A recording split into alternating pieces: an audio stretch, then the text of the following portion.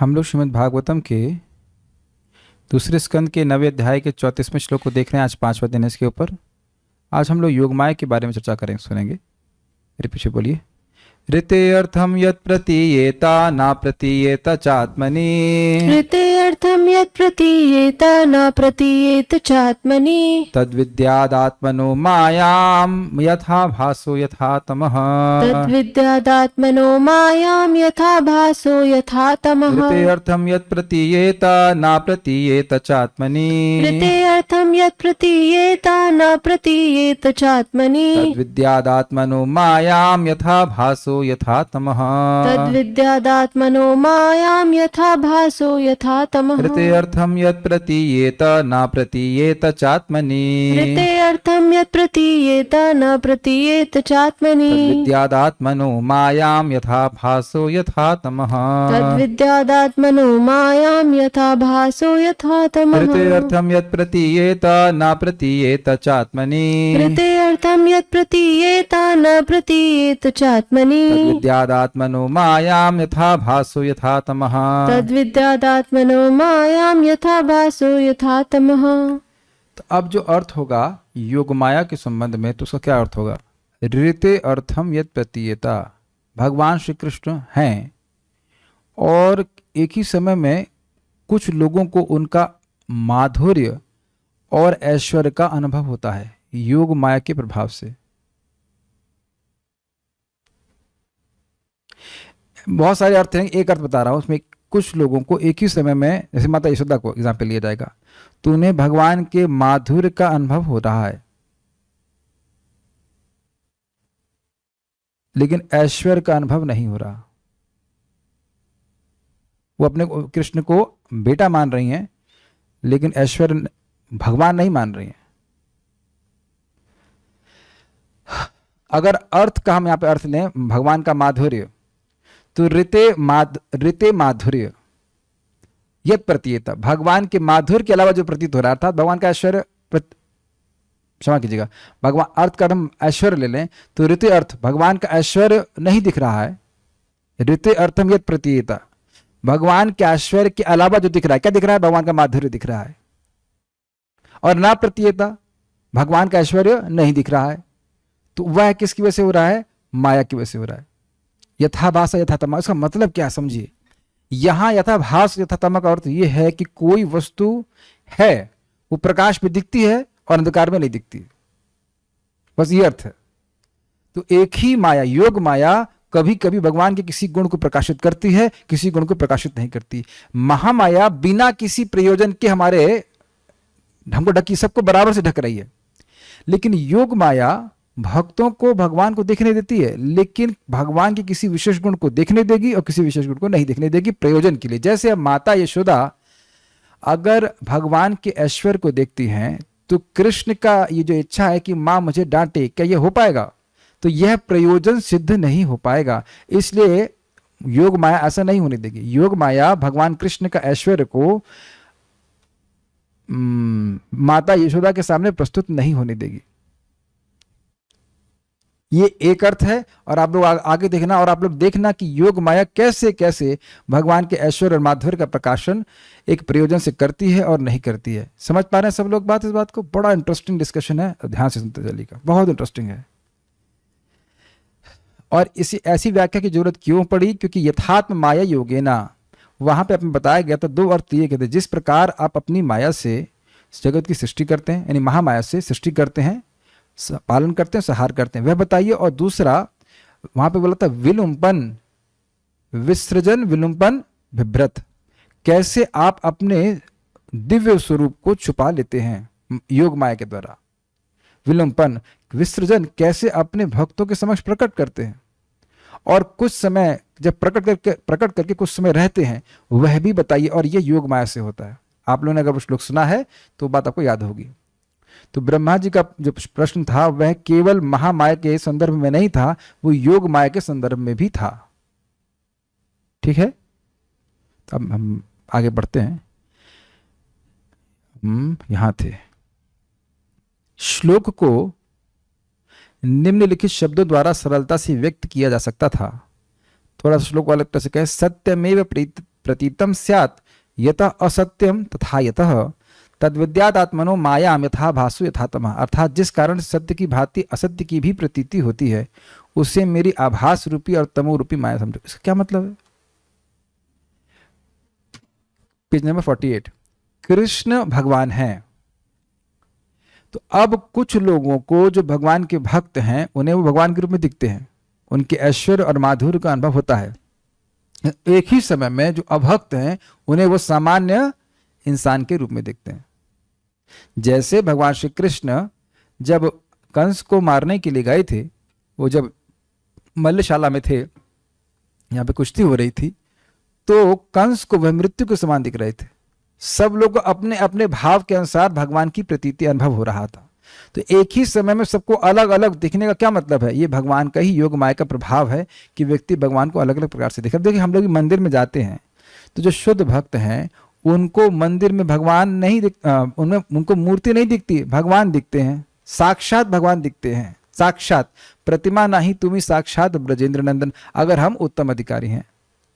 और अगर कोई व्यक्ति निम्न स्तर पे है तो उन्हें वैसे भगवान की मूर्ति दिखाई पड़ती है वही भगवान, लेकिन भगवान अपनी योग माया के प्रभाव से प्रकाशित कुछ जितना वो चाहते हैं उतना वो प्रकाशित करते हैं। कुछ समझ में आ रहा है बात? आगे और पढ़ेंगे तो आपको बिल्कुल समझ में आ जाएगा, बहुत सारी लीला भी हमको सुनाएंगे इसमें। अतः इस श्लोक में ऋते तथा अर्थ शब्दों के प्रयोगों द्वारा उनका अर्थ बदले बिना द्वितीय अर्थ की इच्छा उत्पन्न होती है। दूसरा अर्थ है जो योग माया परक है। योग माया परक है मतलब जहां पे माया का अर्थ योग माया हो, इस अर्थ में इस श्लोक की व्याख्या हो रही है। इस व्याख्या के अनुसार श्लोक में योग माया के गुण उक्त हैं, अर्थात कहे गए हैं, जो भगवान के स्वरूप से उत्पन्न होने वाली शक्ति है। महामाया भगवान के स्वरूप से उत्पन्न नहीं होती है, वह उनकी सेपरेटेड एनर्जी है। थोड़ा बातों को समझते चलना चाहिए। देखिए, जैसे मैं इस समय आपसे सीधे बोल रहा हूं, लेकिन कोई अगर इस रिकॉर्डिंग को सुनता है तो वो कहेगा प्रभु जी हमने आपका प्रवचन सुना, लेकिन उसने रिकॉर्डिंग सुनी। प्रभुपाद इस उदाहरण को देते हैं, तो वो रिकॉर्डिंग मुझसे सेपरेटेड है या नहीं है? समझा गया ना? लेकिन रिकॉर्डिंग मुझसे अलग भी नहीं है। मैं बोलता ही नहीं तो रिकॉर्डिंग होती कैसे? अब कुछ बहुत अच्छा उदाहरण है ना। रिकॉर्डिंग मुझसे दूर दिख रही है कि नहीं? आपको अलग दिख रही है, लेकिन लोग तो यही मानते हैं नहीं प्रभु जी आपकी रिकॉर्डिंग सुने। कुछ समझ में आ रहा है आपको? तो भगवान की जो भौतिक शक्ति है वह भगवान से अलग है, लेकिन अलग का अर्थ यह नहीं कि भगवान स्वतंत्र है। क्लियर? लेकिन अंतरंगा शक्ति भगवान के स्वरूप से प्रकट होती है। जैसे उदाहरण आप समझ लें बादल का और सूर्य की किरणों का। सूर्य की किरणें कहां से प्रकट होती हैं? सूर्य के स्वरूप से ही प्रकट होती हैं। क्या वो सूर्य है? सूर्य नहीं है, लेकिन सूर्य के स्वरूप से ही प्रकट होती हैं। क्लियर? अच्छा, बादल कैसे प्रकट होता है? बादल भी सूर्य के द्वारा ही प्रकट होता है। बादल की सत्ता भी सूर्य पे आश्रित है, लेकिन बादल सूर्य के समान नहीं है। बादल सूर्य की सेपरेटेड एनर्जी है, बिल्कुल पृथक रहता है। बादल सूर्य को टच कभी नहीं कर सकता, लेकिन सूर्य की रोशनी सदा ही सूर्य से टच में रहती है। अग्रीड? सेपरेटेड, पृथक, और भगवान के स्वरूप से उत्पन्न होने वाली शक्तियों को आप समझ पा रहे हैं? तो योग माया शक्ति भगवान की शक्ति है और भगवान के स्वरूप से उत्पन्न होती है। समझ में आ गया? ठीक है, उनकी स्पिरिचुअल शक्ति जो उनकी इच्छा अनुसार, किसकी इच्छा अनुसार? भगवान की इच्छा अनुसार, वेरी गुड, उनके रूप, गुणों एवं लीलाओं के प्रकाशन एवं आवरण का कार्य करती है। जीव महामाया के द्वारा एक समान रूप से ढके गए हैं, लेकिन योग माया भगवान की इच्छा के अनुसार किसी समय और एक ही समय में भी भगवान के रूप का किसी व्यक्ति को प्रकाशन करती है या नहीं करती। ये भगवान के नियंत्रण के बाहर नहीं है, बल्कि योग माया भगवान को भी ढक लेती है। अगर भगवान चाहें कि मैं भूल जाऊं कि मैं भगवान हूं, तो वह भूल भी जाते हैं कि भगवान है। वो यही मानेंगे कि मैं तो एक गोप सखा हूं। लेकिन जब उनको याद आता है, जैसे मान लीजिए ब्रजवासियों पे कोई आपत्ति आती है, विपत्ति आती है, तो उन्हें याद आ जाता है कि वो भगवान है। कुछ समझ रहे हैं बात? इस सेक्शन को पढ़ाने में मुझे बहुत समय लगेगा, क्योंकि कुछ लीलाएं भी सुनानी पड़ेंगे, तब आप बातों को समझ पाएंगे कि बोला क्या जा रहा है। यस, दामोदर लीला समझानी पड़ेगी। भगवत इच्छा के अनुसार वो सेविका है भगवान की। भगवान चाहते हैं कि हम अपनी लीला में डूब जाएं, कि बस हमको याद ही ना रहे कि हम भगवान हैं, हम बस अपने दोस्तों संग खेलें। तो उनको यही याद रहता है कि मैं अपने दोस्तों संग खेल रहा हूं, क्योंकि वो उनकी इच्छा है। लेकिन अगर दोस्तों पे कोई असुर मारने के लिए उनको परेशान करता है तो उन्हें याद आता है भगवान हो, मार देते हैं। कुछ रहस्य में लग रहा है आपको? ये ऐसी शक्ति है जो भगवान को भी कवर करती है, लेकिन किस लिए? उनको उनकी लीला का आस्वादन बढ़ाने के लिए। यहां जो महामाया है वह हमारे आनंद को ढकती है, लेकिन योग माया भगवान के आनंद को, भक्त के आनंद को बढ़ाने वाली है। बहुत स्पष्ट समझ में आ रहा है? ठीक है। और जो स्पष्ट रूप से उन व्यक्तियों पर भी कार्य करती है जिन्हें ब्रह्म का अनुभव है। क्यों? अंतर क्या हुआ? हमने यह सुना, ब्रह्मभूता प्रसन्नात्मा न शोचति न कांक्षति समः सर्वेषु भूतेषु मद्भक्ति लभते पराम। तो जब ब्रह्मभूत अवस्था में पहुंच गया, वह राग द्वेष से निवृत्त हो गया। माया के द्वारा अविद्या से ग्रसित होता है जीव, अपने स्वरूप को भूल जाता है, अपने को देह मानता है और देह के आधार पर राग और द्वेष से प्रभावित रहता है। तो जब वह ब्रह्म का अनुभव करने लगता है तो माया के इस प्रभाव से मुक्त हो जाता है, विद्या से और विद्या दोनों से मुक्त हो जाता है। याद आ रहा है कुछ कुछ? जब व्यक्ति आत्म साक्षात्कार करता है, भगवान का नहीं, आत्म साक्षात्कार करता है, तो माया के प्रभाव से मुक्त हो जाता है। माया का यही प्रभाव है कि हम किसी को मित्र मान रहे हैं, किसी को शत्रु मान रहे हैं। वो उस भावना से मुक्त हो जाता है। मुक्त हो जाता है मतलब माया के प्रभाव से, माया के क्षेत्र से हमेशा के लिए बाहर हो गया। Is that okay? यहां कह रहे हैं, लेकिन अभी जब उसको भक्ति प्राप्त होती है तब वह योग माया के संरक्षण में रहता है। महामाया से छूट गया, लेकिन योग माया से नहीं छूटा। जैसे जो जेल से छूट गया, तो जेल से तो हमेशा के लिए छूट गया, लेकिन गवर्नमेंट के अध्यक्षता में है और हमेशा रहेगा। मेरे ख्याल से तो बहुत क्लियर हो गया। हम लोग या भक्त लोग, सामान्य लोग, हमें जेल में नहीं रहते हैं, तो जेल भी गवर्नमेंट का ही नियम है, लेकिन वहां के सुविधा, वहां का वातावरण बहुत अलग है बाहर की दुनिया से, जहां काफी लिबरेशन है।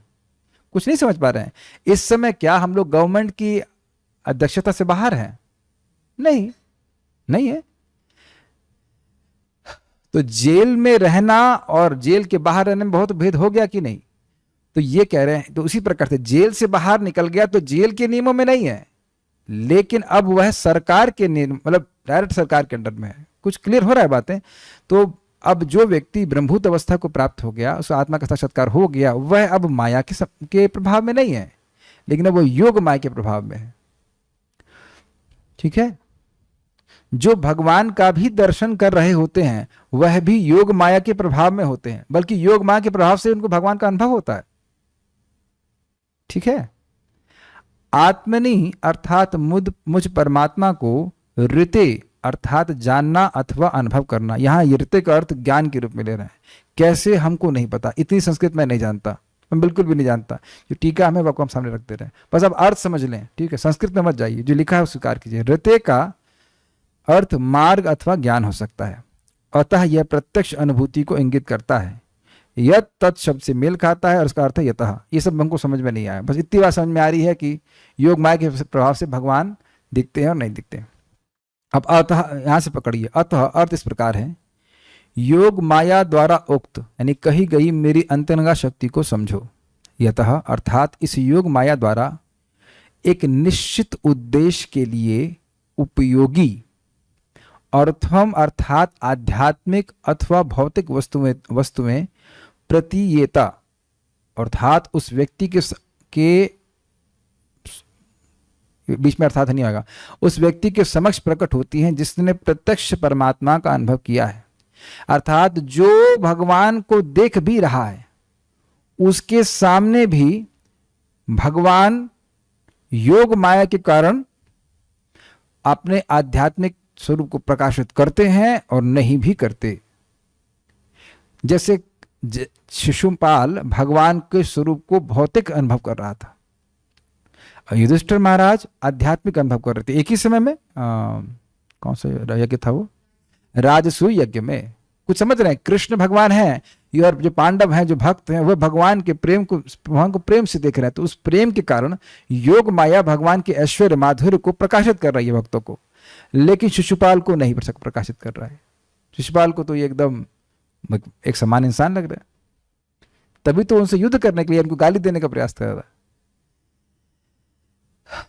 अरे छोड़िए सब बात, ये तो आप बिल्कुल छोड़िए मत, मतलब दूसरा एग्जाम्पल दे रहा हूं।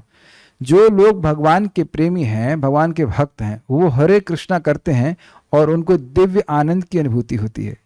लेकिन जो भौतिकतावादी व्यक्ति हैं, वही सोच रहे हैं कि ये उनका दिमाग खराब हो गया है कि एक ही शब्द को बार बार बोल रहे हैं। अब तो समझ में आ रहा है आप लोगों को, भगवान का अनुभव तो जो होगा सो होगा, लेकिन आपको नाम का अनुभव तो कुछ है ना। आप ही लोगों के लोग जो रिश्तेदार हैं, जो भौतिकतावादी हैं, उनको योग माया ढकी हुई है, वो नाम के प्रभाव को नहीं प्रस्तुत करती है। लेकिन जो व्यक्ति निरपराधिक रूप से नाम कर रहा होता है, तो उसको नाम का सुख मिलता है, वो बाहर वाले व्यक्ति के लिए नहीं। एक ही समय में आप, वो व्यक्ति बोल रहा है हरे कृष्णा और सामने वाले कुछ अनुभव ही नहीं होता है, कहते हैं दिमाग खराब कर रहे हो, फालतू में टाइम खराब कर रहे हो। तो भगवान का नाम भगवान से भिन्न है, वो अपनी शक्ति से अपने प्रभाव को रोकते हैं या प्रस्तुत कर देते हैं। क्लियर है सबको? ठीक है। इसी बात को भगवान भगवत गीता में कहते हैं, ना अहम अहम मतलब मैं, ना हम प्रकाश सर्वस्य। बिल्कुल क्लियर हो रहा है, मैं सबको प्रकाशित नहीं करता। क्यों? क्या नेक्स्ट है?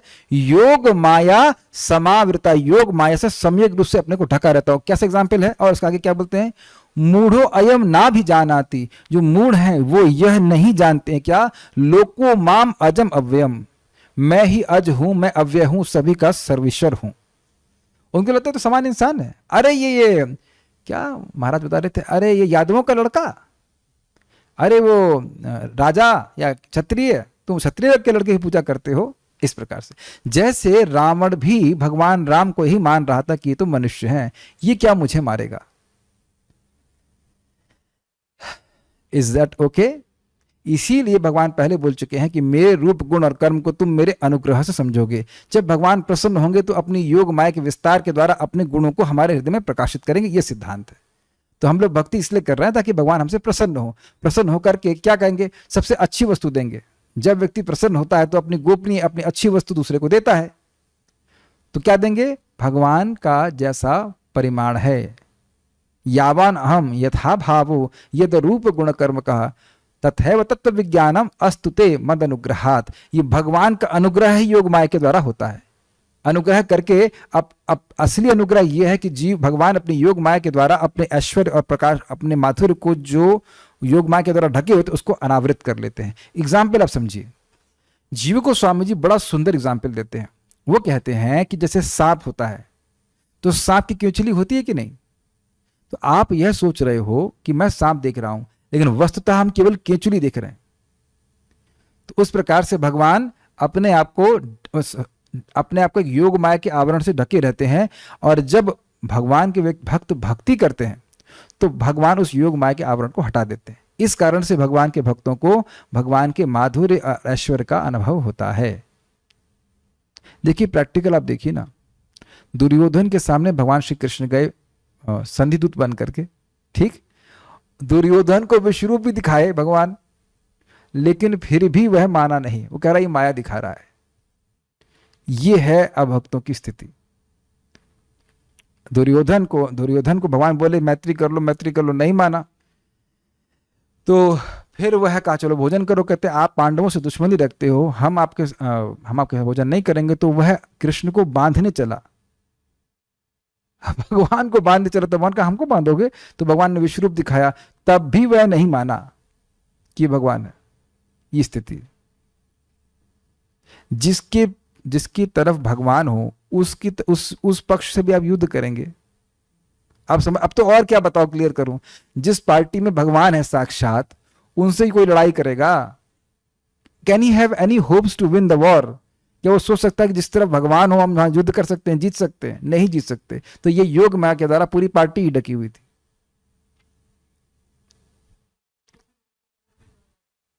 किनको मूड कहा जाता है? जो, अच्छा ये बड़ा अच्छा प्रश्न है। कह रहे हैं ढका तो भगवान ने है, तो जो लोग नहीं समझ पा रहे उन्हें मूर्ख क्यों कह रहे हैं? क्योंकि वो गधे, इतने गधे हैं कि गीता में भगवान बोलेंगे तब भी नहीं मानेंगे गधे। हम लोग भी तो गधे ही थे, हम लोग भगवान को नहीं जान रहे थे, लेकिन जब भगवान के बारे में सुना तो स्वीकार कर रहे हैं। We are evolving, evolution of species. गधे से कम इंसान बन रहे हैं, है ना। लेकिन कुछ गधे ऐसे हैं कि गीता भागवत सुनने के बाद भी वे स्वीकार नहीं करेंगे। ये तो आपने कुछ लोगों को प्रचार करके देखा है ना, कि है ना इस जगत में ऐसे गधे, बल्कि ऐसी प्रचुरता अधिक है। गीता प्रमाण देंगे, भागवत के प्रमाण कुछ भी दे दीजिए, वो नहीं मानेंगे। नहीं, कृष्ण के परे भी कुछ है। ठीक है, आप ही की बात को हम समझा रहे हैं। मूर्ख क्या होता है? एक तो मूर्ख का मतलब ये, ना समझाओ तब भी ना समझे वो। तो भगवान सारी व्यवस्था देंगे, गीता के लिए उपदेश भी दिए जाएंगे, तब भी नहीं समझेंगे। यूट्यूब पे में कभी कभी कमेंट्स आ जाते हैं इस प्रकार के, वो एक ब्रह्मोद्वितीय नास्ती, ये वो फलान क्या क्या वो बातें, वो निराकार। कितना भी प्रवचन सुन ले, कृष्ण के बारे में नहीं सुनेंगे। जैसे एक हमने पिछली बार गीता पढ़ाई थी, तो उसमें था कि सर्वधर्मान परित्यज्य मामेकम शरणम व्रज। तो भगवान कह रहे हैं सारी धर्मों को छोड़ के मेरी शरण में आओ। व्रज मतलब जाना। तो कहते हैं नहीं, व्रज मतलब जाना नहीं, व्रज मतलब आना। वो ये नहीं समझ रहा है कि श्लोक का मतलब ये है कि भगवान श्री कृष्ण कह रहे हैं मेरी शरण में आओ, इसी में फंसे हुए हैं कि जाना कि आना। अरे तुमको जो भक्त है वो इस बात को सुन करके भगवान की भजन करेगा, वो इस जाना और आना ही फंसे हुए हैं कि किसके पास जाना है, किसको आना है।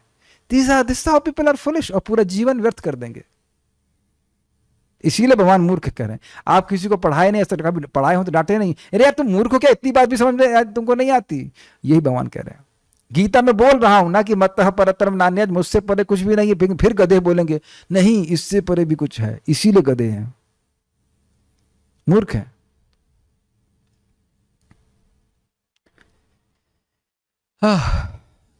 तो हम खाली ये बात कर रहे थे कि जो लोग भगवान को भी देख रहे हैं, तो भगवान को भी भगवान अपनी शक्ति से उनके सामने अपनी ऐश्वर्य और प्रकाश, अपने माधुर्य को अपनी इच्छा से प्रकाशित करते हैं। तो ये योग माया के द्वारा होता है। महामाया के द्वारा हमें भगवान दिखते ही नहीं, ये अंतर समझ रहे हैं। योग माया के प्रभाव से भगवान दिखने के बाद भी कितना दिखते हैं, ये उनकी इच्छा पर निर्भर करता है। अब तो स्पष्ट समझ में आ रहा है। सामने भी हो भगवान, तब भी वह योग माया के आवरण से अपने को ढके रहते हैं, नहीं समझ पाते हैं। जैसे लोग सुन अगर चुके हों भीष्म स्तुति प्रथम स्कंद में, तो भीष्मदेव कह रहे हैं कि इन भगवान के आशय को कोई समझ नहीं सकता है। तो मान लो युधिष्ठिर महाराज कहें अच्छा तो इन्हीं से पूछ लें कि भाई आशय क्या है। युधिष्ठिर भीष्म पितामह कह रहे हैं कि भाई तुम लोग भगवान के भक्त हो, युधिष्ठिर महाराज धर्मपुत्र हैं, भीम इतने बलशाली हैं, अर्जुन महान धनुर्धारी हैं, फिर भी आप लोग अच्युत भगवान श्री कृष्ण की शरण में है, ब्राह्मणों की शरण में, फिर भी आपके जीवन में दुख है। तो ये पता नहीं, हमें तो समझ में नहीं आ रहा कैसे हो रहा है ये सब। तो लगता है सब काल ने किया है, तो ऐसा सोचेगा कि काल कृष्ण से श्रेष्ठ है। नहीं, तो कृष्ण की इच्छा ही सब कुछ हो रहा है। तो मान लो युधिष्ठिर महाराज पूछे भगवान को, या भीष्म पितामह से कहें अरे ये भगवान तो यही बैठे हैं, इन्हीं से पूछ लेते हैं कि क्यों आ रहा है। तो भीष्म पितामह कहते हैं, तो मतलब आचार्य लोग इस प्रकार समझाते हैं कि नहीं, आप इनसे पूछोगे ना कि ये क्यों हो रहा है, तो क्या बोलेंगे मैं इतना बुद्धिमान हूं कि बताऊं। वहां छुपा ले जाएंगे कि मैं भगवान हूं। आप लोग प्रथम स्कंद सुने हैं तो इस बात को आप समझ रहे हैं। भगवान एकदम ऐसे कार्य करते हैं। बहुत सारे उदाहरण आएंगे, जो उदाहरण यहां पे है पहले उसकी व्याख्या करूंगा, फिर और उदाहरण आपको आएंगे मेरे मन में, तो मैं समझाऊंगा। ठीक है। तो भगवान की उपस्थिति होने के बाद भी भगवान के किसी गुण का प्रकाशन करना या नहीं करना प्रकाशन, आभास या ढक लेना, तमह, ये योग माया का कार्य। अब समझ में आया? ठीक है। इसी योग माया द्वारा वह वस्तुएं अब यह कहां पड़ गए थे, हाँ, तथा इसी योग माया द्वारा यह वस्तुएं अब या किसी अन्य समय में उस व्यक्ति के लिए जिसे परमात्मा अनुभव प्राप्त है गोचर नहीं होती, अर्थात आवृत रहती हैं। जिसने भगवान को देखा है वह उसके सामने भी भगवान अगोचर हो जाते हैं, उसके विरह को बढ़ाने के लिए। जैसे गोपियों को यह अनुभव हुआ कृष्ण चले गए, जबकि कृष्ण भाव रूप में सदा ही ब्रज में निवास करते हैं, ब्रज के बाहर नहीं जाते। प्रकट रूप को उन्हें संगोपन कर लिया, छुपा लिया। ताकि गोपियों का विरह भाव बढ़ जाए। समझ में आ गया क्या उद्देश्य था? गोपियों का विरह बढ़ जाए, विरह से उनको और अधिक प्रेम की अनुभूति हो, तो इसलिए भगवान ने अपने स्वरूप को छिपा लिया। नहीं तो भगवान धाम मतलब वृंदावन धाम से बाहर नहीं जाते। इस समय भी भगवान वृंदावन में हैं, पूरी लीलाएं चल रही, सब कुछ हो रहा है। जहां हम यहाँ बैठे हैं यहां भी लीला चल रही है। हम लोग को दिख रही है, हम लोग को नहीं दिख रही है। भगवान के जो प्रेमी उनको दिख सकती है। अब तो क्लियर समझ में आ रहा है? ठीक है। व्यक्ति को यह समझना चाहिए कि भौतिक माया बिना किसी आध्यात्मिक प्रयोजन के वस्तुओं को आवृत कर देती है। अच्छा है, मैं बात को ठीक से समझाया नहीं था। बिना किसी प्रयोजन के जीवों को ढक रही, ऐसा नहीं है। प्रयोजन ये है कि वह भोग कर सके, क्योंकि वो भोग करना चाहते हैं, लेकिन ये आध्यात्मिक प्रयोजन नहीं है। आई मेड मतलब मैं क्लैरिटी से नहीं बोला था। माया बिना किसी प्रयोजन को नहीं ढक रही है। प्रयोजन यह है कि जो जीव भोग करना चाहते हैं वह अपने को देह माने, तभी वह भोग कर पाएंगे, लेकिन ये आध्यात्मिक प्रयोजन नहीं है।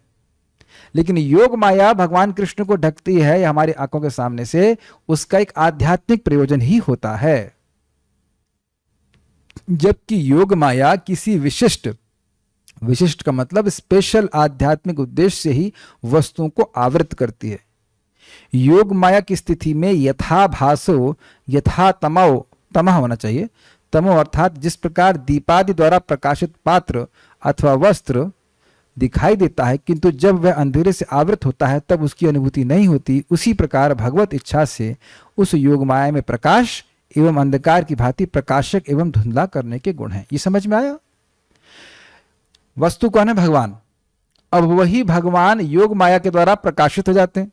देखो भगवान यहां है और कोई आध्यात्मिक प्रयोजन रहता है, और उसी योग माया के द्वारा भगवान ढक ली जाते हैं। जैसे एक बात देखी ना, माया के केस में हमने विद्या और अविद्या दो शक्तियां देखी, लेकिन यहां पे केवल एक ही शक्ति कार्य कर रही है, योग माया। वही शक्ति भगवान को ढक देती है, वही शक्ति भगवान के दर्शन को ढक देती है, ऐसे कहना चाहिए। भगवान को नहीं ढक सकती है, और भगवान के दर्शन को प्रकाशित कर देती है।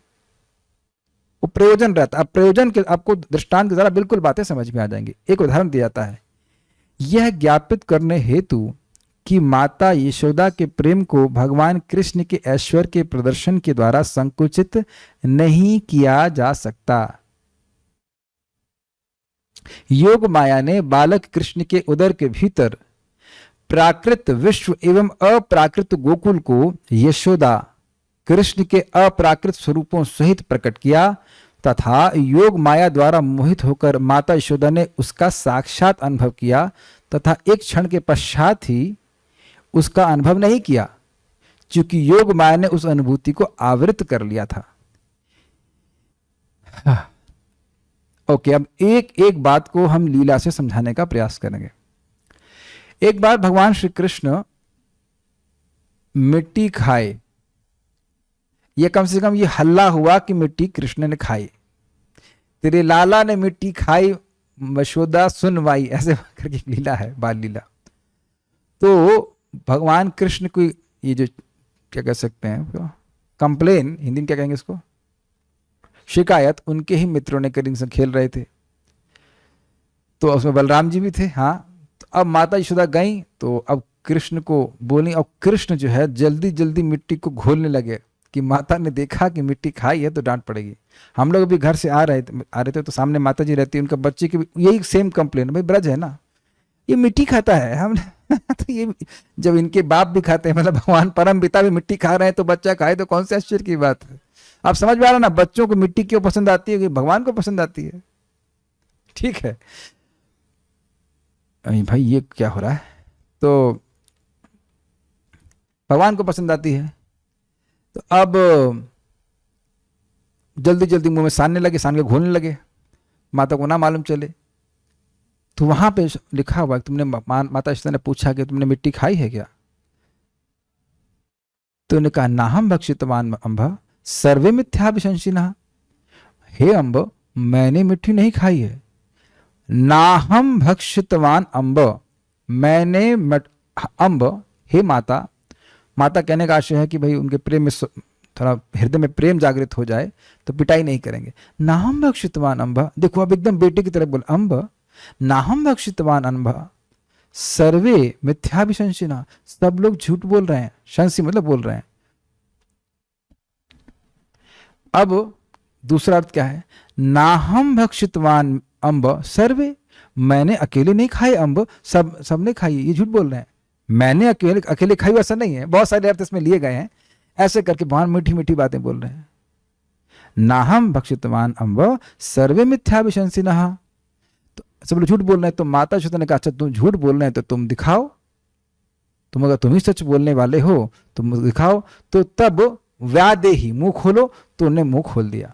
तो कृष्ण ने जैसे ही मुंह खोला,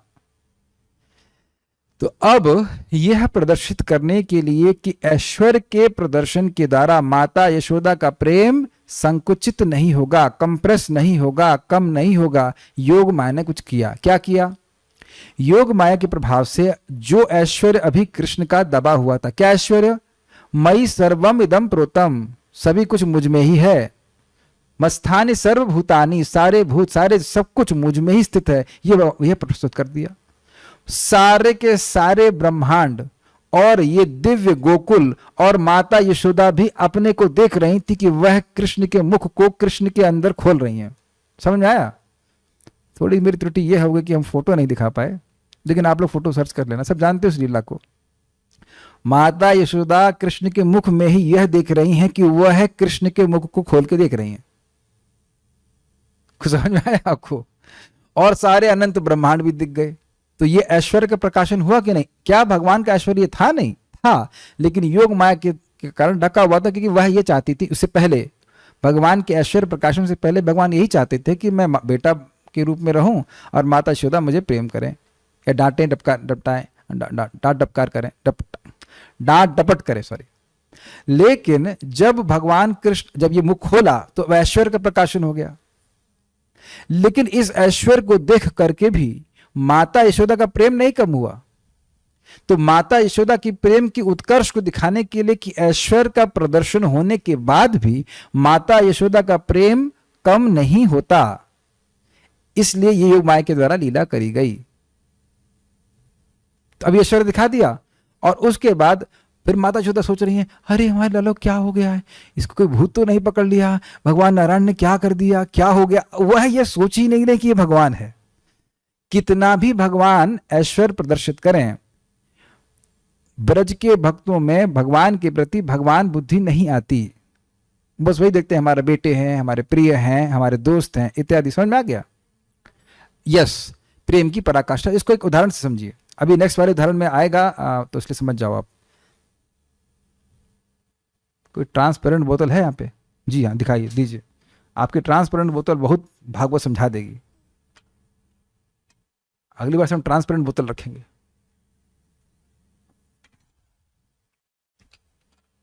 ये उदाहरण बड़ा जबरदस्त है। देखिए, अब ये मान लीजिए कि इसमें घी रखा है। इतना तो इमेजिन कर सकते हैं, रखा पानी है, लेकिन मानिए कि इसमें घी रखा हुआ है। तो अब अगर ये जाड़े का समय होता तो ये घी पूरा जमा रहता, ठीक?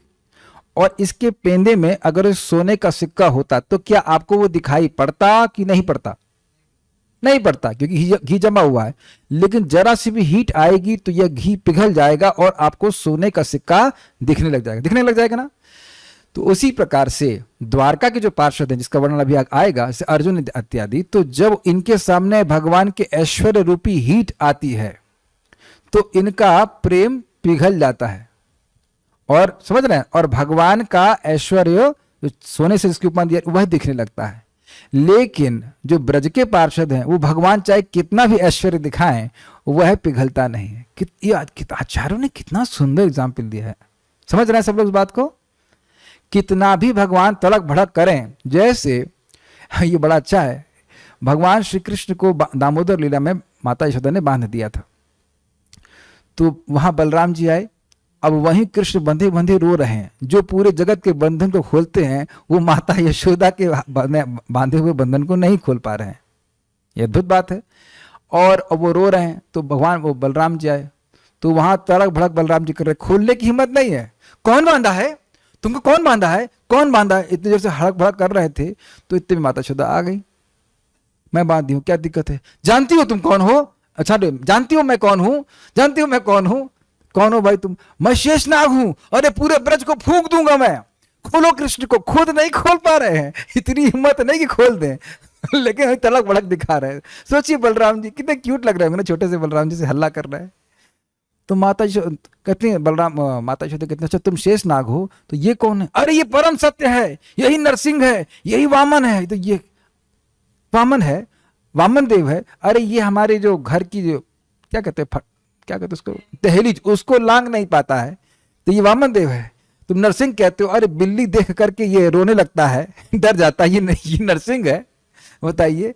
और ये चोरी करता जा करके, ये माखन चोरी करता है, ये तुम कैसे तुम कह रहे हो कि भगवान है? अरे सारे भगवान हमारे घर में आए हुए हैं और कहीं नहीं मिला किसी को कोई स्थान। वो छड़ी दिखाई बलराम जी भागे वहां से हो गई। कितना भी वो लोग ऐश्वर्य दिखा ले, भगवान माता यशोदा के सामने भगवत्ता ही नहीं प्रकट होती है। तब फिर माता यशोदा अंदर चली जाती है, फिर कृष्ण रोने लगते हैं, तो बलराम जी आके भी रोने लगते हैं। तो फिर बोलते तुमको कितना समझाया कि चोरी मत करो, चोरी मत करो, भुगतो अपना कर्म इस प्रकार से है। तो आप समझ गए ना। और कृष्ण भी वहां नहीं मान रहे कि मैं भगवान हूं, वो नहीं मान रहे, वो नहीं मान रहे मैं तो बच्चा हूं, मैं इस रस्सी को कैसे तोड़ सकता हूं। और एक अद्भुत बात और भी है, रस्सी पेट से बंधी है, हाथ नहीं बंधे भगवान के सोचने वाली बात है। जो सर्वज्ञ हैं, क्या सुना था हम लोग, अभिज्ञ हैं, जो ब्रह्मा जी के हृदय में भी ज्ञान देने वाले, उनको यह ज्ञान नहीं है कि अपने पेट की रस्सी को तो हाथ से खोल सकते हैं। किसके द्वारा हो रहा है? योग माया के द्वारा। योग माया भगवान को भी ढक लेती है, लेकिन उससे उनकी लीला का आस्वादन करते हैं। जैसे इस जगत में कोई ड्रामा कर रहा हो और वह उस रोल में पूरा अभिनिविष्ट हो जाए, तभी वह उस ड्रामे का आस्वादन कर पाएगा। उसको ये याद रहे कि अरे सब्जी लेनी घर जाकर के, तो वो ड्रामा नहीं कर पाएगा। भगवान स्वयं भूल जाते हैं कि वो भगवान है योग माया के प्रभाव से। तो एक उद्देश्य क्या है, क्या आध्यात्मिक प्रयोजन है, यहां पे हम सीख रहे हैं कि यह दिखाने के लिए कि भगवान के ऐश्वर्य के द्वारा माता यशोदा का माधुर्य ये कभी संकुचित, भगवान का सॉरी क्षमा कीजिएगा, भगवान माता यशोदा का प्रेम कभी संकुचित नहीं होता। संकुचित समझ रहे हैं, अरे ये तो श्रृंग, मतलब ये तो भगवान है, इनकी मां मैं कैसे हो सकती हूं, ये भाव उनका कभी नहीं होता। ये योग माया के प्रभाव से माता यशोदा यही मानती हैं कि कृष्ण उनके बेटे हैं, और कृष्ण ही मानते हैं कि ये मेरी मां है।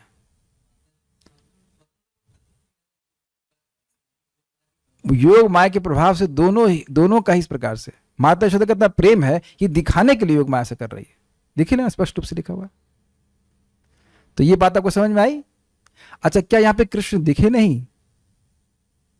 क्या कृष्ण माता यशोदा को नहीं दिखे?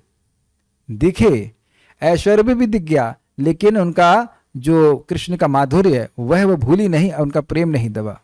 तो योग माया ने एक विशेष प्रयोजन से सिद्ध किया माता यशोदा के प्रेम के उत्कर्ष को, कि कितना अधिक प्रेम है कि वह भगवान के ऐश्वर्य के प्रदर्शन के बाद भी संकुचित नहीं होता। जबकि माता देवकी का भी प्रेम है भगवान के प्रति, और माँ का ही प्रेम है, लेकिन जब भगवान चतुर्भुज रूप में आते हैं तो वह उनकी प्रार्थना करने लगती हैं। क्या माता यशोदा ने कभी कृष्ण से प्रार्थना करी? ना।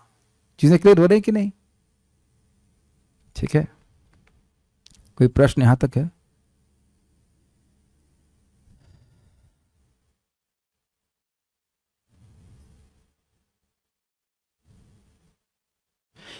ओके, आगे बढ़ते हैं, कोई प्रश्न भी नहीं है। हाँ, दोनों माताओं के प्रेम में अंतर है क्या, देवकी और यशोदा? अभी आपको मालूम चल जाएगा, नेक्स्ट पैराग्राफ देखते हैं। अंतर यह है कि जो द्वारका के पार्षद हैं, जैसे कि देवकी और वसुदेव, ये जब भगवान अपना ऐश्वर्य प्रस्तुत करते हैं तब इनका प्रेम संकुचित हो जाता है। जैसे कंस को भगवान ने मारा और उस समय वसुदेव जी वहां पे थे ना, वसुदेव जी नहीं थे, नंद महाराज थे। तो उसके बाद भगवान ने वसुदेव और देवकी को मुक्त किया, तो उनको फिर ऐश्वर्य भगवान का याद आ गया कि यह तो भगवान है, ये तो भगवान है, कंस को कैसे मार सकता है कोई इंसान। तो फिर भगवान ने अपनी योग माया का प्रसारण किया, और फिर वो बड़े प्रेम से बोल लगे। भगवान बोल रहे हैं माता देवकी को कि माँ, कितना दुर्भाग्य है, आपने हमको जन्म दिया। समझ रहे हैं? देखिए भाषा बोलो, आपने हमको जन्म दिया लेकिन हम आपसे दूर रहे, हम आपकी सेवा कर ही नहीं पाए। अब वो बोल रहे हैं और बोलने के साथ साथ योग माया का प्रसारण कर रहे हैं, तो फिर माता यशोदा कृष्ण को गोद में रख दिए। उससे पहले उनका संकोच हो रहा था कि नहीं, ये तो भगवान है। कुछ आप समझ पा रहे हैं बात? जब भगवान देवकी और वसुदेव जी के सामने प्रकट हुए तो चतुर्भुज रूप में हुए, साक्षात भगवान के रूप में हुए, तो उनको कैसे कंस मार सकता है?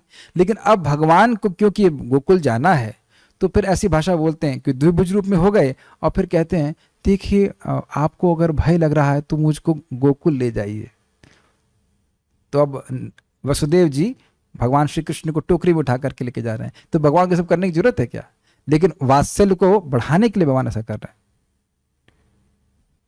ओके, अब दूसरा, यह ज्ञापित करने हेतु कि ऐश्वर्य की अनुभूति द्वारा प्रेम किस प्रकार संकुचित होता है, अर्जुन को योग माया के द्वारा प्रकाशित किए जाने पर विराट रूप एवं परमात्मा के स्वरूप का अनुभव हुआ, किंतु योग माया के आवरण के कारण उन्हें भगवान कृष्ण के स्वरूप का अनुभव नहीं हुआ। प्रतीयता न प्रतीयता, एक ही समय में जो अभी भी विद्यमान था तथा समय के अंतर से उन्हें योग माया द्वारा आवृत विराट रूप अथवा परमात्मा का अनुभव नहीं हुआ, बल्कि द्विभुज कृष्ण रूप का अनुभव हुआ। यहां एक समय में भगवान का एक ही रूप प्रकाशित हुआ जबकि अन्य स्वरूप आवृत थे। क्या मतलब है? जब अर्जुन ने भगवान श्री कृष्ण को कहा कि आप अपना विश्व रूप दिखाइए, अर्जुन ने पढ़ा था 11वें अध्याय में पढ़ते हो, तो भगवान ने अपना विश्व रूप दिखाया, तो वह विश्व रूप को देख रहा था, भगवान को नहीं देख रहा था उस समय।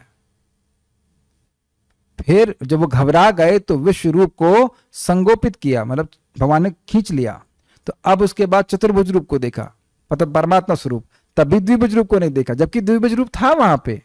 समझ आ रहे हैं? उसके बाद भगवान द्विभुज रूप पे हो गए।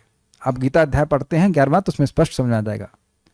तो जब द्विभुज रूप भगवान का देख रहा था, तो क्या भगवान का परमात्मा स्वरूप और विराट रूप नहीं था? क्या उत्तर है? था, लेकिन अब उसको नहीं देख रहे। वेरी गुड, समझ आ गया। योग माया के द्वारा एक ही समय में भगवान के एक रूप को देख रहे हैं, दूसरे रूप को नहीं देख रहे।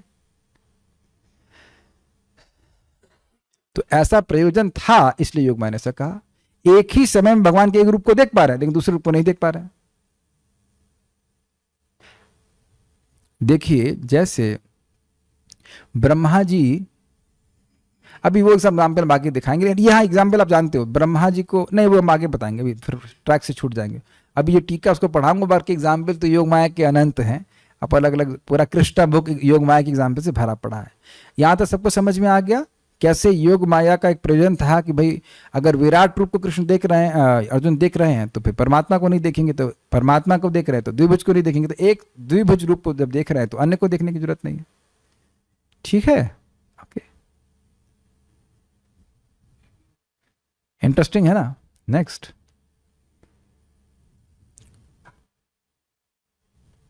तो आप देख रहे हैं कि एक आध्यात्मिक, थोड़ा सा जल कहीं है आसपास? नहीं है? नहीं तो कोई बात नहीं, ठीक है। इस प्रकार यह प्रथम उदाहरण में यशोदा माता पर योग माया के कार्य से भिन्न है। योग माया का कार्य प्रयोजन क्या था माता यशोदा के केस में? कि उनका प्रेम भगवान के ऐश्वर्य के द्वारा भी संकुचित नहीं होता। यह करने के लिए उन्हें सब कुछ करा, ऐश्वर्य दिखाया, लेकिन ऐश्वर्य के बाद देखने के बाद भी माता यशोदा का प्रेम संकुचित नहीं हुआ। यह प्रयोजन था माता यशोदा के प्रेम के उत्कर्ष दिखाने के लिए। लेकिन हम देखते हैं जब आप 11वें अध्याय को पढ़ोगे तो अब आप, हाँ थोड़ा और समझाना पड़ेगा। 11वें अध्याय को हम पढ़ते हैं तो उसमें अर्जुन भगवान श्री कृष्ण से माफी मांगने लगते हैं। अगर कोई यहाँ पंडित हैं तो ढूंढ सकते हैं, शय्यासन भोजनेशु करके श्लोक है, वो आप जरा मुझे भेजेंगे तो अच्छा लगेगा, एवरीवन को भेज दीजिए। अर्जुन वहां toward the end of this chapter कि वह अर्जुन भगवान से माफी मांग रहे हैं कि सोते समय, खाते समय, हे यादव हे सकेती का एक श्लोक है, तो उसमें वह कह रहे हैं कि मैं आपके संग, मैं आपको अपना मित्र माना, सखा माना, ये मुझसे गलती हो गई। तो मैंने उदाहरण दिया ना आपको कि द्वारका के पार्षदों को जब भगवान अपना ऐश्वर्य दिखाते हैं तो उनका प्रेम संकुचित हो जाता है। उनका प्रेम बढ़ा हुआ था, वह कृष्ण के सखा हैं और शाश्वत रूप से सखा हैं। तो अब सखा के संग वो सोते भी हैं, तो अब दो लोग सो रहे हैं तो किसी का टांग किसी को टांग पे चढ़ जाए, समझ रहे हैं, छू जाए तो कोई बड़ी बात नहीं है।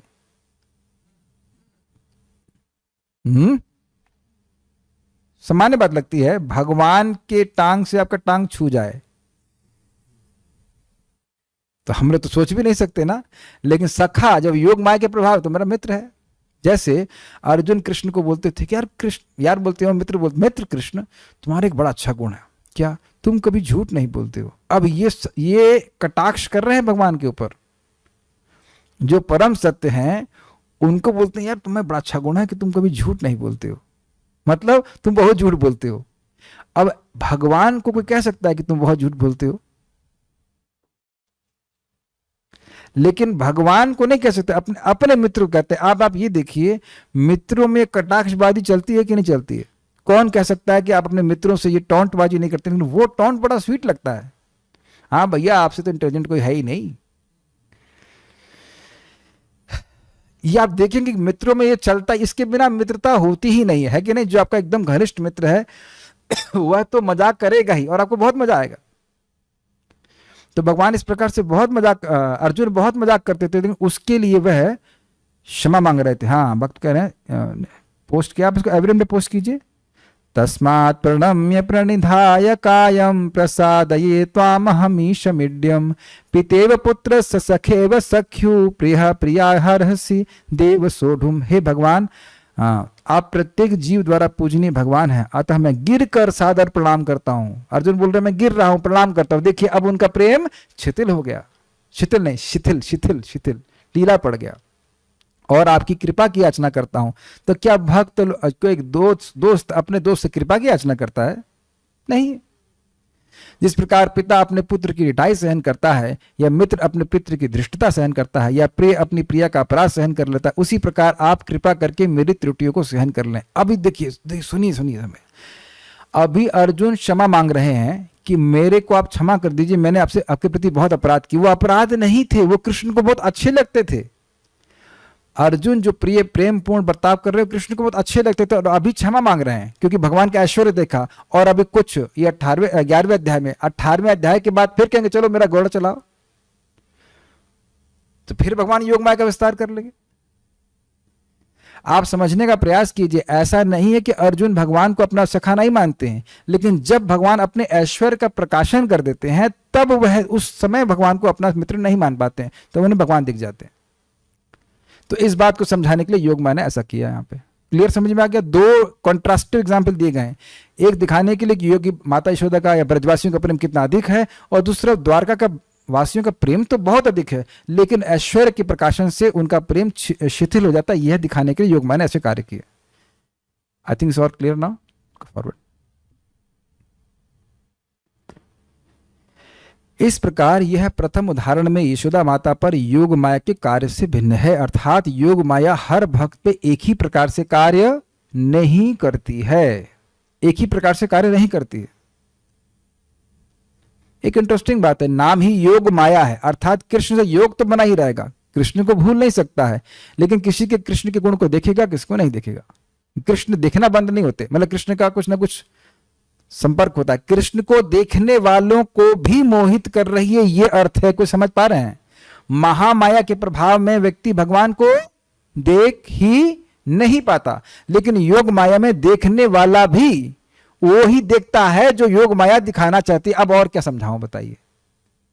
कृष्ण को देखने के बाद भी योग माया किसी विशेष प्रयोजन से वही दिखाती है जो उस प्रयोजन के अनुकूल हो। माता यशोदा क्या देखना चाहती हैं कि कृष्ण हमारे लड़के ही हैं, बच्चे ही हैं, तो वो ऐश्वर्य दिखा करके फिर भी उनको यही दिखाया कि वो ये देखी वो कि वो मेरा बेटा है। ठीक, इस प्रकार यह प्रथम उदाहरण में यशोदा माता पर योग माया के कार्य से भिन्न है। यहां पर एक अन्य उदाहरण है। ईश्वरत्व अभिमानी ब्रह्मा की मान्यता को नष्ट करने हेतु योग माया ने माधुर्य और ऐश्वर्य को दिखाकर वास्तविक लीला परिकर बछड़ों एवं ग्वालों को अदृश्य कर दिया और उन बछड़ों और लड़कों को दिखाया जो स्वयं कृष्ण थे, और फिर उन रूपों को भी अदृश्य कर दिया एवं चतुर्भुज विष्णु रूप दिखलाया। तत्पश्चात योग माया ने उन विष्णु रूपों को अदृश्य कर दिया और कृष्ण का रूप दिखाया। परमेष्टि ब्रह्मा योग माया के इन कृत्यों से हतप्रभ थे, तथा यहाँ योग माया के कार्यों का अद्वितीय गुण है कि ब्रह्मा जी के एक ही रूप ने बारंबार भगवान के विभिन्न स्वरूपों का प्रकाशन और आच्छादन देखा। प्रकाशन मतलब यथाभासः, आच्छादन मतलब यथातमः। अब कुछ भक्त इसको बिल्कुल नहीं जानते होंगे और कुछ लोगों को थोड़ा थोड़ा आभास ही होगा, और कुछ लोग तब यानी कि अंधकार में होंगे इस लीला के संबंध में, और कुछ लोगों को हल्का हल्का आभास ही होगा। तो थोड़ा मुझे बताना पड़ेगा। यद्यपि यहाँ मुझे फोटो दिखानी चाहिए थी, फोटो मैं नहीं दिखा पा रहा हूँ। भगवान श्री कृष्ण रोज ही अपने भक्तों के संग, अपने सखाओं के संग वह बछड़े चराने जाते थे। अभी बड़े नहीं हुए, बछड़े चराने जा रहे थे। बछड़े चलाते तो खेलते, तो बछड़े हरी हरी घास खाने के लिए जंगल में अंदर चले गए, और इसी समय कृष्ण अपने ग्वाल बालों के संग, जैसे कमल का एक होता ना फूल होता है, और उसमें बहुत सारे पत्ते होते हैं सर्किल में, ऐसे करके बैठे हुए थे और भोजन कर रहे थे। और उसमें क्या होता कि कोई ग्वाल बाल उनको बोलता, कृष्ण ऐसे बोलता, ओह, खुद खाता कहता, ओ इतना सुंदर भोज्य पदार्थ है, मेरी मां ने दिया, इसको तो मैं किसी को नहीं दूंगा। उसकी इच्छा है कि कृष्ण मांगे, लेकिन वो बोल रहा है मैं इसको तो किसी को नहीं दूंगा, मैं किसी को नहीं दूंगा। तो फिर कृष्ण कहते, अरे मित्र मुझे भी दो, मुझे नहीं, मैं से किसी को भी नहीं दूंगा। तो कृष्ण छीन करके उसके हाथ से झूठा छीन के खा लेते। बाएं हाथ में नींबू का अचार है, आपको पता है कि बाएं हाथ से नहीं खाना चाहिए। अब यह सब मंजू महिमा भगवान की सुंदर लीला को ब्रह्मा जी देखने आए, और ब्रह्मा जी चकित हो गए, ये भगवान है। हम लोग इतने मतलब नियम से भोग लगाते हैं, सब देवता, तब भगवान स्वीकार करते हैं, इतना नियम भगवान विष्णु का है, और ये क्या चल रहा है? अब ग्वाल बालों का जूठन खा रहे हैं, ये कैसे भगवान हो सकते हैं? तो टेस्ट करने के लिए क्या ये भगवान है या नहीं है, तो उन्होंने क्या किया, बछड़ों को चुरा लिया। अब जब ग्वाल वालों को पता चला कि इनके बछड़े चोरी हो गए, तो बहुत रो रहे थे। उन्होंने कहा, कृष्ण क्या होगा, हमारे बछड़े चोरी हो गए और हमको अब डांट पड़ेगी, और बछड़ों के चोरी होने का भी दुख था। तो भगवान कृष्ण ने कहा, चिंता मत करो, तुम लोग अपना भोजन करते रहो, मैं लेके आता हूं। तो लेने गए तो भगवान ब्रह्मा जी ने इन बछड़ों को भी चुरा लिया, क्षमा कीजिए, उन ग्वाल बालों को भी चुरा लिया। तो जब कृष्ण लौट करके आए तो अब वह बहुत दुखी हो गए। दुखी हो गए का मतलब प्रस्तुत कर रहे हैं कि दुखी हो गए, एकदम ऐसी लीला कर रहे हैं, अरे अरे मेरे मित्र कहाँ गए, मेरे ग्वाल बाल कहाँ गए, मेरे बछड़े कहाँ गए। लेकिन अब उनको लीला को आगे प्रकाशन करना अब आवश्यकता थी कि उन्हें याद आ जाए कि वो भगवान है। तो उन्हें याद आ जाता है कि वो भगवान है ना, बड़ा अद्भुत। और अब वो समझ, अच्छा ये ब्रह्मा जी का कार्य है, ठीक है हम दिखाते हैं इसको। बहुत इंटरेस्टिंग पास टाइम, इसमें तो बहुत आनंद आएगा। आप दशम स्कंद तक भगवान सब लोग की मति भागवत में लाके रखा है, बहुत अच्छा लगेगा। तो अब क्योंकि देखिए यही समझ लेंगे कि कृष्ण भगवान है तो सब कुछ कर सकते हैं, कुछ भी कर सकते हैं।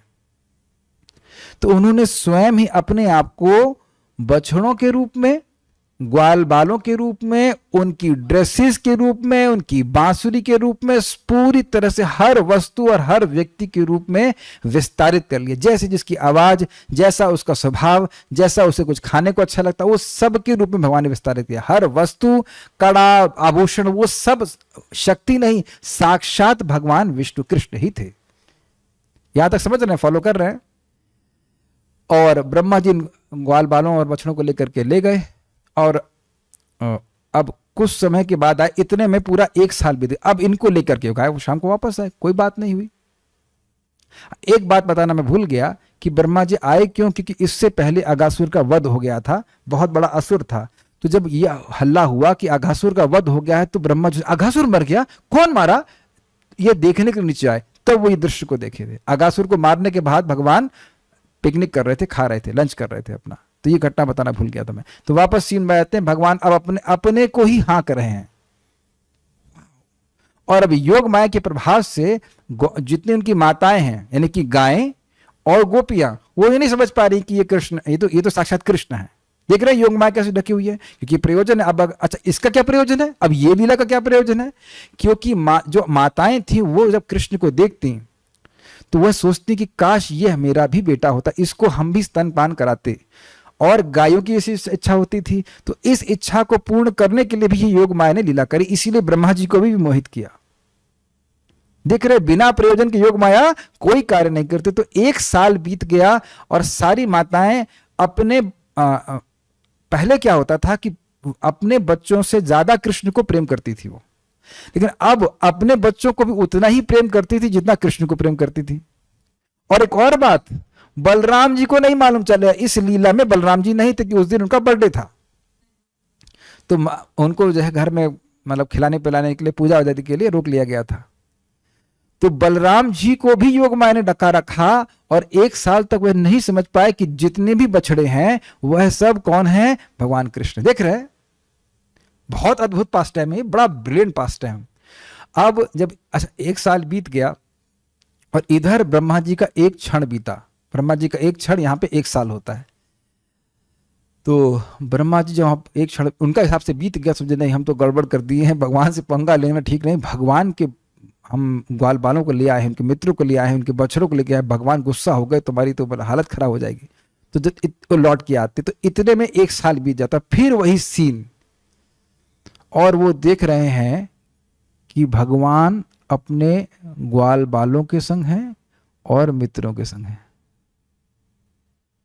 अब उनका दिमाग खराब हो गया। वो जाकर अंदर जाके देखे, जिनको सुला के आए थे, मतलब योग निद्रा में डाल दिए थे, उनके ग्वाल बालों को, मित्रों को, तो ये कौन है?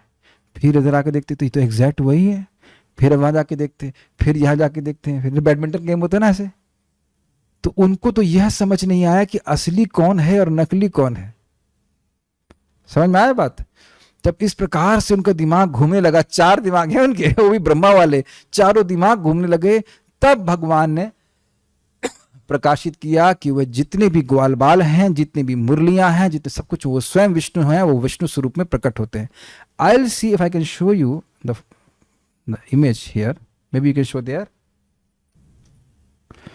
ये देखिए, दिख गए? समझ में आ गया अब कैसे भगवान श्री कृष्ण ने यहाँ पे प्रस्तुत किया कि भगवान श्री कृष्ण सारे विष्णु स्वरूप के रूप में। ये बिल्कुल अब इस पिक्चर से क्लियर हो गया है। कृष्ण दिख रहे हैं, कृष्ण पहले दिख रहे थे, ग्वाल बालों के रूप में दिख रहे हैं, देख रहे हैं इमेजेस, और उसके बाद हर ग्वाल बाल विष्णु स्वरूप में परिवर्तित हो गया। परिवर्तित मतलब वो विष्णु स्वरूप ही थे, उसके बाद फिर ग्वाल बाल के रूप में हो गए और फिर कृष्ण दिख गए। तो एक ही समय में ब्रह्मा जी ने अलग अलग भगवान के स्वरूपों को देखा। तो आपने देखा इस लीला में अलग अलग प्रयोजनों से योग माया ने अलग अलग कार्य किया। ये पिक्चर से एकदम क्लियर हो गया। Is it all okay with all everyone there? Yes.